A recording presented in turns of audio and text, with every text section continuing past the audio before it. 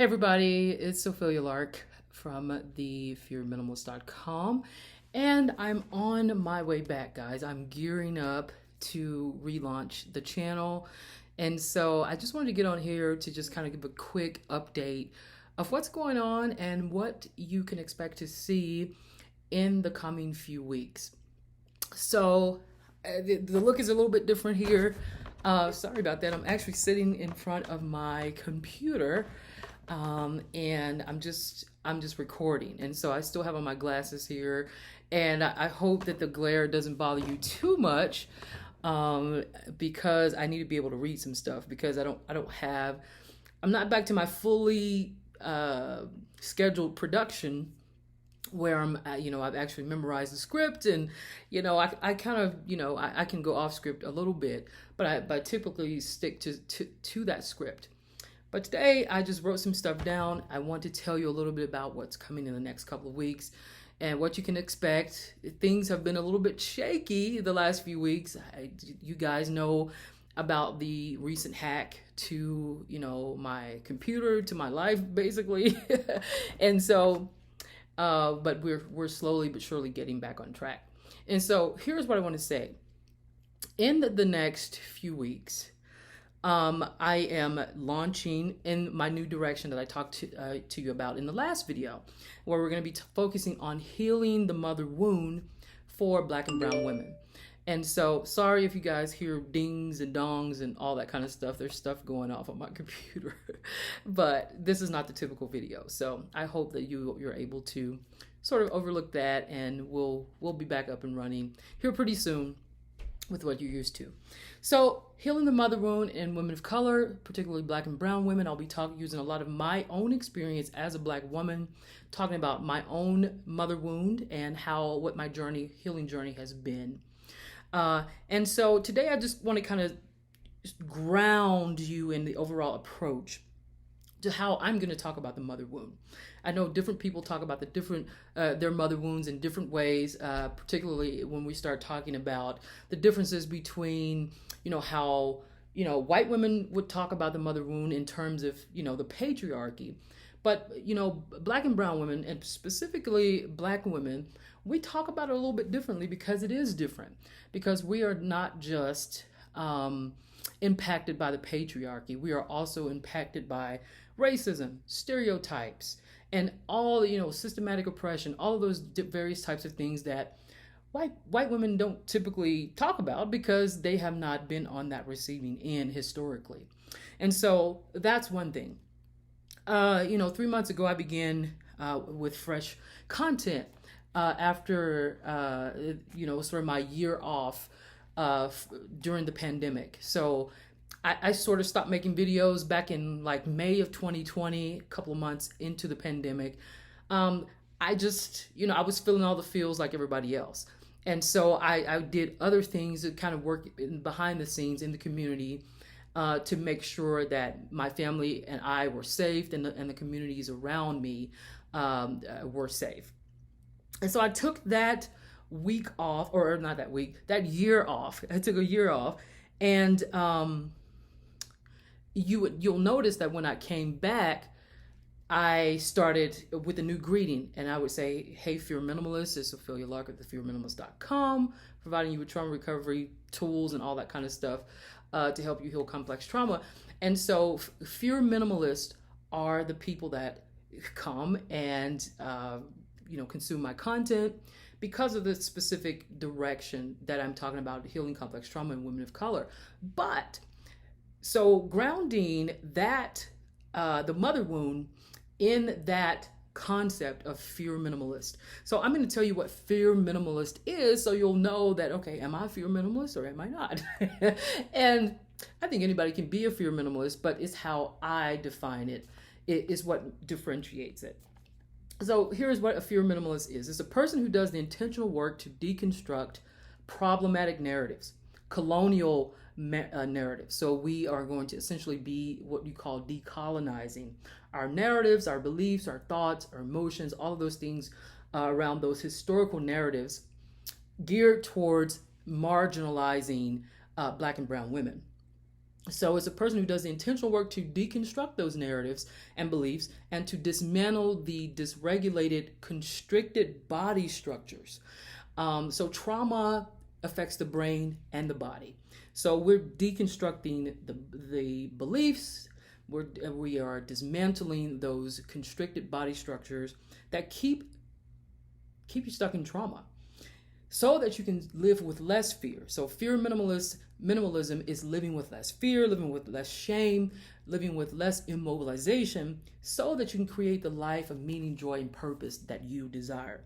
It's a direct outgrowth of my concept of fear minimalism, which is kind of what I just mentioned, which is an active approach of living with less fear, living with less shame, as a result of doing the work to dismantle those limiting beliefs, those problematic narratives, those dysregulated body structures or systems that keep you stuck in trauma.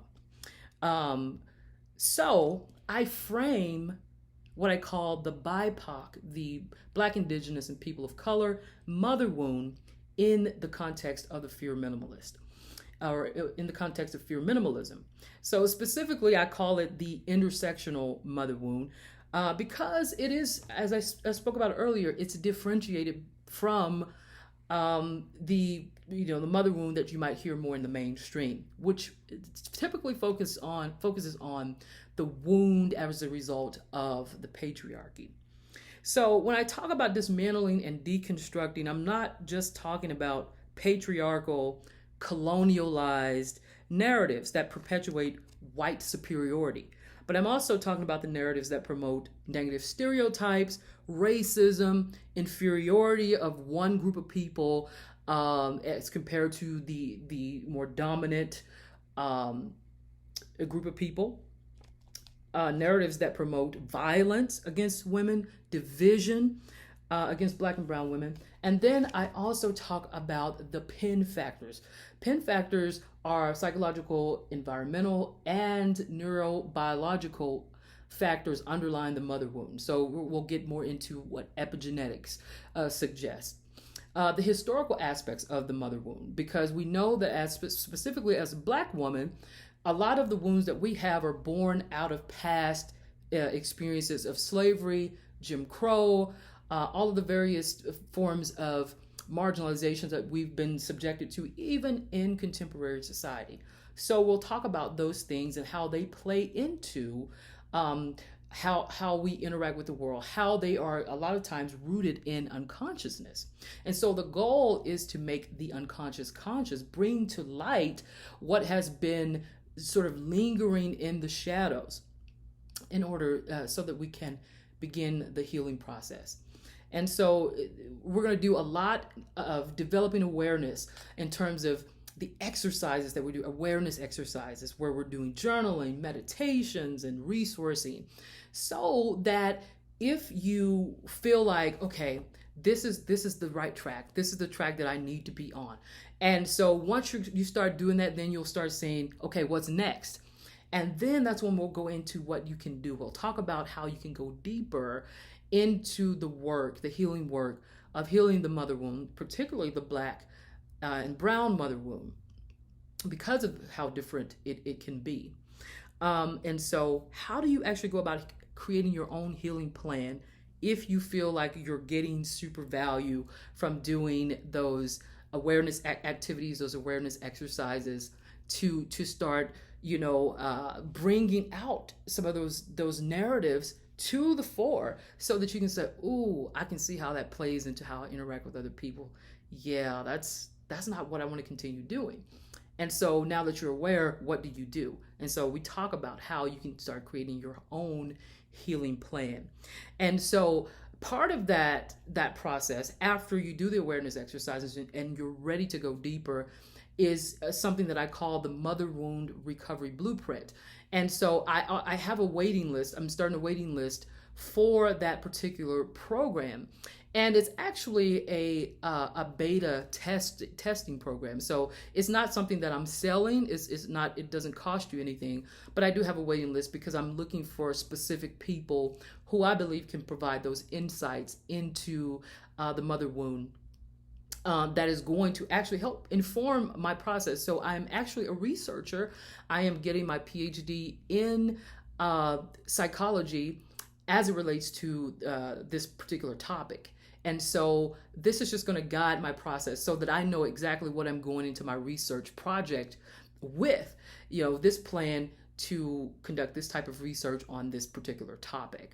And so part of me creating that waiting list is to say, these are people who can add value to that research project and even lend their voices as participants. And so if you're interested in that, and if you believe that you would be a good fit, I'd like to hear more from you. But in the meantime, guys, that is what's coming up. So I hope that you'll join me. I hope that you are coming along for the journey, because this is going to be a transformative experience for all who are willing and ready to heal the mother wound as it relates to the historical components that contribute to that process. Because it's not just a personal wound. It's not just what you believe that your mother did to you or didn't do for you, or all of those kinds of things. It's rooted in something much deeper. And so come along for the ride. I'm ready to go. And I hopefully in the next couple of weeks, we will have our regularly scheduled videos where you guys are getting that content and you're getting those downloads and all those things you can have access to that I'm not able to really put into the descriptions at this point, because we still have a lot of things that we need to get back up. But in the meantime, if you want to DM me, I'm on Instagram. That's usually where you can find me. I'm Instagram. I check Instagram every single day, a couple of times a day. And so that is the best place to find me and to interact with me. You can send me voice notes. You can send me just regular DMs by typing, however you want to do it. But that's how you can reach me in the meantime if you want to know more about my waiting list. But I will see you in the next couple of weeks, and we're going to dive in deep, step by step, into what I talked to you about today. So I will see you guys next time. Have a good day. Bye.